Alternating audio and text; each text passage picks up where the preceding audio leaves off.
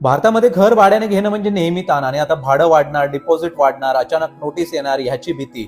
पण new rent rules 2025 मुळे हे सगळं बदलणार आहे. हा व्हिडिओ सेव्ह आणि शेअर करा, कारण एक चुकीचा रेंट अग्रीमेंट भविष्यात लाखोंचं नुकसान करू शकतो. नवीन रेंट रूल्स 2025 मुळे आता भाडेकरू आणि घर मालक दोघांसाठी नियम स्पष्ट आणि सुरक्षित झालेत.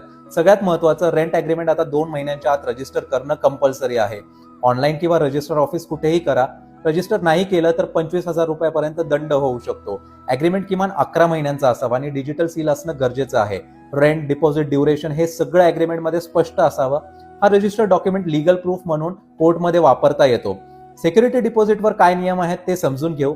घरासाठी जास्तीत जास्त 2 महिन्यांचा रेंट, कमर्शियलसाठी 6 महिन्यांचा रेंट. यामुळे आधी देय असलेली मोठं डिपॉझिट आता कमी होतो आणि व्यवहार पारदर्शक राहतो. रेंट वाढवण्यावर पण आता नियम आहेत. भाडं फक्त वर्षातून एकदाच वाढू शकतं आणि ते पण 5 ते 10% रेंजमध्ये. किमान 90 दिवस आधी रिटर्न नोटीस द्यावी लागेल. अचानक वाढ नाही आणि वाढीचा धक्का पण बसणार नाही. ऑनलाईन प्रोसेस सोपी आहे. आपल्या राज्याच्या प्रॉपर्टी रजिस्ट्रेशन पोर्टलवर जा. लँडलॉर्ड आणि टेनंटचे आयडी प्रूफ्स अपलोड करा. रेंट, डिपॉझिट, ड्युरेशन भरा. ई साइन करा आणि सबमिट करा. हे नियम पाळले तर अग्रीमेंट सुरक्षित, भाडं प्रेडिक्टेबल आणि फ्युचर डिस्प्यूट्स टाळता येतात. काय वाटतंय, हे नियम चांगले आहेत की कठीण? तुमचे काही प्रश्न असतील तर खाली रेंट असं लिहा आणि व्यापारी मित्र रोहितला बिझनेस आणि फायनान्स कंटेंट बद्दल फॉलो करा.